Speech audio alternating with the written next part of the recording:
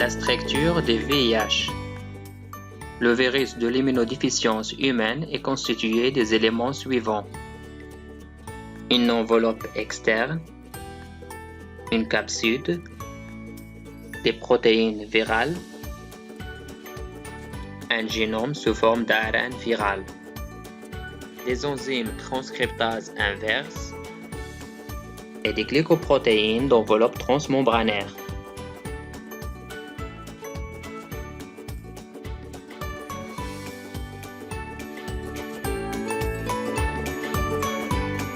Lors des cycles de réplication d'un virus, ce dernier pénètre dans la cellule et se fragmente dans la cellule infectée. La cellule copie le matériel génétique du virus et synthétise des protéines nécessaires à la formation du virus.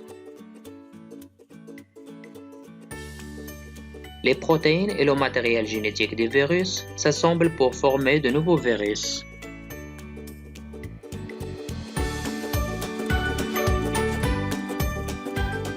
Le VIH infecte préférentiellement le lymphocyte T4. D'abord, il s'attache à sa surface, il pénètre à l'intérieur du lymphocyte, il perd sa capsule, l'ARN viral est rétrotranscrit en ADN qui va ensuite pénétrer dans le noyau de la cellule pour être intégré dans son génome.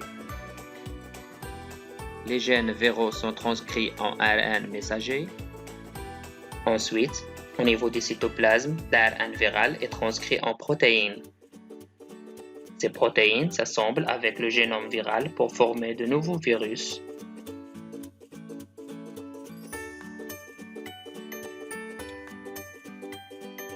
Enfin, le virus bourgeonne et se libère à l'extérieur du lymphocyte. Ces derniers sont ainsi progressivement détruits. L'infection par le VIH passe par 3 stades successifs. La primo-infection. On constate une augmentation du nombre de lymphocytes T4 ainsi qu'une augmentation rapide mais retardée du taux d'anticorps anti-VIH dans le sang. On observe que la charge virale diminue, ce qui suggère que la réponse immunitaire spécifique permet de freiner la propagation virale dans cette phase. La phase asymptomatique. Le nombre de virus n'augmente que très légèrement, le sujet infecté ne présente aucun symptôme, mais il est séropositif, capable de transmettre la maladie. Le sida. L'infection par le VIH conduit à une diminution du nombre de lymphocytes T CD4 qui jouent normalement un rôle central dans la réponse adaptative.